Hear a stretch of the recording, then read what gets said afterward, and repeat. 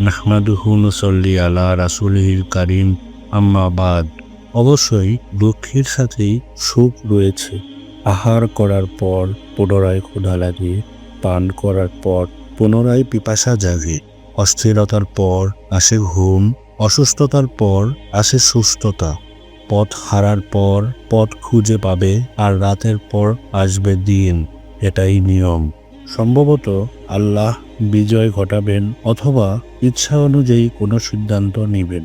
অন্ধকার রাত্রিতে এক আলোকিত সুপ্রভাতের আগমনের সংবাদ জানা, যেই প্রভাতের আলো পাহাড় ও উপত্যকা সমূহে ছড়িয়ে পড়বে। দুঃখ পীড়িতদেরকে এমন ত্বরিত প্রশান্তির সুসংবাদ দাও, এক পলকে পৌঁছে যাবে।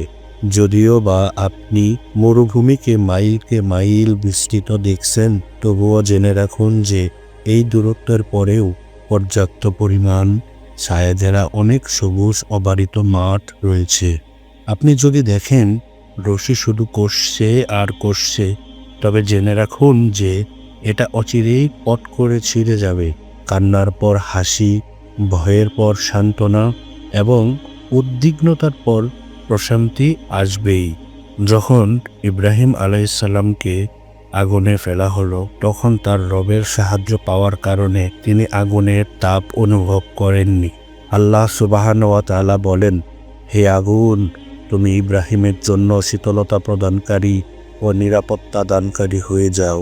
সাগর তো মুসা আলাইহিসসালামকে ডুবাতে পারেনি, কেননা তিনি অত্যন্ত আত্মপ্রত্যয়ী ও ধীর ভাষায় বলেছিলেন, নিশ্চয়ই আমার সাথে রয়েছে আমার রব, তিনি আমাকে পথ দেখাবেন। নবী করিম সাল্লাল্লাহু আলাইহি ওয়াসাল্লাম আবু বকর রাদিয়াল্লাহু তাআলা আনহুকে গুহাতে বলেছিলেন যে আল্লাহ আমাদের সাথেই আছেন। তারপর তাদের উপর শান্তি ও প্রশান্তি অবতীর্ণ হয়েছিল। যারা দুর্দিনের শিকার, তারা তো শুধু দুর্দশা ও দুর্ভাগ্যই দেখে। এর কারণ এই যে তারা কেবল ঘরের দেয়াল ও দরজাই দেখতে পায়। যখন নাকি তাদের সামনে যেই বাধা প্রাচীরসমূহ চলে আসে, সেগুলোর বাইরে তাদের তাকানো উচিত। অতএব হতাশ হবেন না। অবস্থা একরকম থাকা অসম্ভব।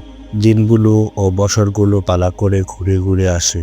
ভবিষ্যৎ অদৃশ্য, আর প্রতিদিন আল্লাহ সুবহানাহু ওয়া তাআলা কিছু কাজ করার মধ্যেই থাকেন। আপনি তো এটা জানেন না, তবে এমনটা হতে পারে যে আল্লাহ তাআলা পরবর্তীতে কোনো কিছু আনবেন। আর অবশ্যই কষ্টের সাথেই রয়েছে সুখ।